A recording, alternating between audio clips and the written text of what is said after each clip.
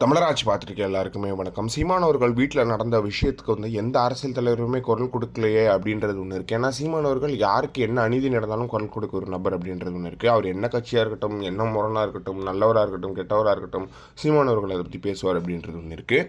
இந்த நிலையில் சீமான் அவர்களுக்கு ஆதரவாக 2 பேர் பேசியிருக்காங்க. ஒருத்தர் அன்புமணி ராமதாஸ் அவர்கள், இன்னொருத்தர் அண்ணாமலை அவர்கள் அப்படின்னே சொல்லலாம்.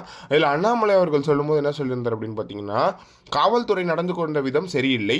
சீமான் வீட்டில் சமன் ஒட்டிய காவல்துறையினர் நடந்து கொண்ட விதம் சரியில்லை. ஆஜராகவில்லை என்றால்தான் காவல்துறையினர் நடவடிக்கை எடுக்க வேண்டும். இது ரொம்ப தவறு. சீமான் அவர்களுக்கு ஆதரவாக நான் நிற்கிறேன் அப்படின்ற மாதிரி ஒரு விஷயத்த சொல்லியிருக்காரு.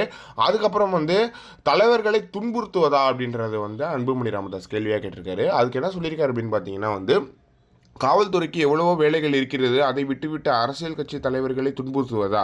நாதாக்கா ஒருங்கிணைப்பாளர் சீமான் வீட்டிற்குள் புகுந்த காவலாளி உதவியாளர் கைது செய்யப்படுவதை கொடுத்து பாமக தலைவர் அன்புமணி ராமதாஸ் சீமான் அவர்களுக்காக கருத்து தெரிவிச்சிருக்காரு அப்படின்றது ஒரு மகிழ்ச்சியான விஷயமா இருக்கு. அதுக்கப்புறம் சின்ன சின்ன ஆட்கள்லாம் இந்த கிஷோர் கே சுவாமி, சவுக்கு சங்கர், அதுக்கப்புறம் ரங்கராஜ் பாண்டே, மாரிதாஸ் அவர்கள், இவங்க எல்லாமே சீமான் அவர்களுக்கு ஆதரவாக பேசியிருக்காங்க அப்படின்றது ஒரு மகிழ்ச்சியான விஷயமா இருக்கு. நீங்கள் இதுக்கு ஆதரவாக தெரிவிக்காத தலைவர்கள் யார் அப்படின்னு பார்த்தீங்கன்னா திராவிட கட்சி தலைவர்கள் தான். இதை தவிர்த்து எல்லாருமே சீமான் அவர்களுக்கு ஆதரவாக இந்த விஷயங்களை பேசியிருக்காங்க அப்படின்றது ரொம்ப மகிழ்ச்சியான விஷயமா இருக்குது. ரொம்ப நன்றி சொல்லிக்கிறோம்.